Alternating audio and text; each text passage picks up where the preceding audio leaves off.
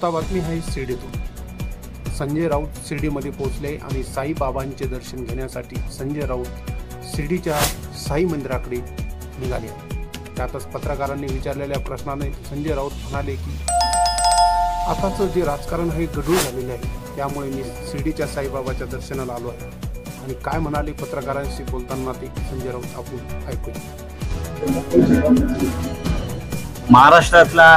महाराष्ट्रात एक स्वाभिमानी राजकारणातली व्यक्ती साई चरणी काय प्रार्थना करणार? सध्याचे संकट महाराष्ट्रावर सुरू आहे ते दूर व्हावं, महाराष्ट्र गुलामगिरी मुक्त व्हावा, याच्यापेक्षा वेगळी मागणी आपण काय करू? महाराष्ट्रातला शेतकरी, कष्टकरी, बेरोजगार यांना चांगले दिवस येण्यासाठी या राज्यामध्ये एक चांगलं सरकार यावं बस। सर, शिर्डी लोकसभेसाठी जर विचार केला तर ठाकरे गटाकडे इच्छुकांची संख्या प्रमाणात वाढलेली आहे। मोठी कसरत यावेळेस करावी, त्यात ही जागा काँग्रेसही मागणी करते। काय कसं याचं तिढा सुटेल? बघा, शिवसेनेकडे जे तुम्ही ज्याला ठाकरे गट वगैरे म्हणतात तसं का आम्ही मानत शिवसेना। एकनाथ शिंदे कुठे गेले होते शिवसेना स्थापन करायला? 55 वर्षापूर्वी एकनाथ शिंदेने शिवसेना स्थापन केली।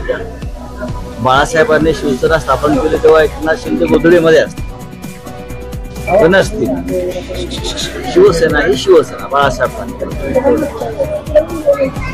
आपण म्हणता त्याप्रमाणे या मतदारसंघात इच्छुकांची संख्या वाढते, याचा अर्थ मूळ शिवसेनेकडे ताकद आहे, ती काय आहे आणि जिंकण्याची क्षमता किती आहे सगळ्यांना माहिती आहे। नगर दक्षिणेत देखील शंकरराव गडाख इच्छुक आहेत खासदारकीला आणि त्याची तयारी देखील त्यांनी सुरू केली आहे। ती जागा राष्ट्रवादी काँग्रेसकडे, नगर दक्षिण ही जागा राष्ट्रवादी काँग्रेसकडे आहे आणि अजून तरी त्या जागेसंदर्भात अदलाबदली संदर्भात काही चर्चा अद्याप झालेली नाही। पण शंकरराव गडाख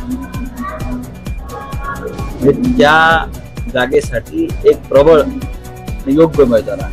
4 आघाड़ी को लेकर जो तनातनी चल रही है महाविकास आघाड़ी में, आपको किसने कहा तनातनी चल रही है? कांग्रेस अभी भी तैयार नहीं है, तो आपके पास गलत जानकारी है।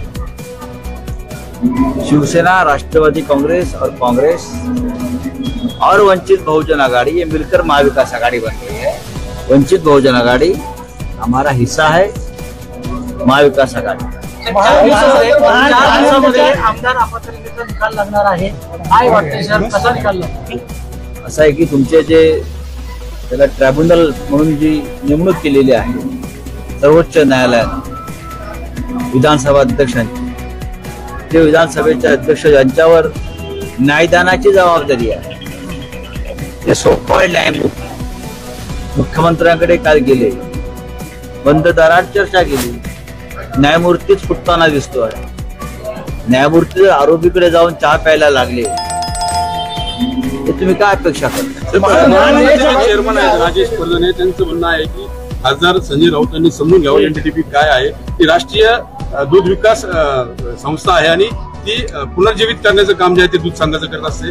त्यांनी तुम्ही इतके वर्ष काय इथे काय डोक्यावरचे केस उपटत होता?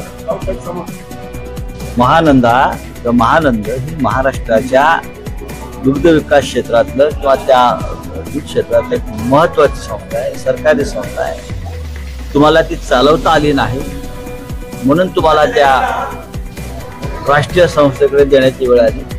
5-5, 6-6 महिने लोकांचे पगार नाही, उत्पादना घटलेली आहे, वितरण कमी झालेलं आहे। याला जबाबदार कोण? तुम्ही तुमच्या खाजगी डेरा व्यवस्थित चालवताय आणि सरकारची जी संस्था आहे ती तुम्ही चालवत नाही, कारण तुम्हाला 27 एकर जमीन जी आहे महानंदची मुंबईतली, त्याच्यावर काही लोकांचा डोळा आहे। माझं ते मिस्टर परजणे यांच्याविषयी माझं काय टीका करण्याचं कारण नाहीये, पण महानंद ही महाराष्ट्राची संस्था आहे सहकार क्षेत्रात, ती आमच्या राज्याच्या हातातच राहायला पाहिजे। या राज्यातला उद्योग, प्रत्येक संस्था जर गुजरातकडे जायला लागले तर महाराष्ट्राचं कसं होणार? सर 2019 ला बिहार के शिक्षा ये मंत्री बिहार की बात बिहार में करेंगे शासन आपल्यादारी जो कार्यक्रम आहे त्याची श्वेतपत्रे काढावी अशी अशी मागणी मागणी खासदार सुप्रिया सुळेंनी केली. त्यावर महसूल अत्यंत योग्य आहे. शासन आपल्या दारी आणि त्या निमित्तानं होणारा वारेमाप खर्च हा या महाराष्ट्रातला सगळ्यात मोठा घोटाळा आहे, एवढंच मी सांगू. मंत्री म्हणतात की लवासाची पहिले श्वेतपत्रिका काढावी. होय, ते महसूल मंत्री आहेत. सर शेवटचा प्रश्न 2019 ला पाटील कट्यार घुसली हे नाटक झालं त्यामुळे आम्हाला 2022 ला नवीन नाटक करावं लागलं असं फडणवीस काल नाट्य संमेलनात म्हणाले. त्यांचं नाटक लवकरच पडत आहे. त्यांचं जे नाटक आहे जे नवीन सुरू केलंय ते लवकरच पडणार आहे, साप कोसळणार आहे. ते वरिष्ठ अधिकाऱ्यांवर जो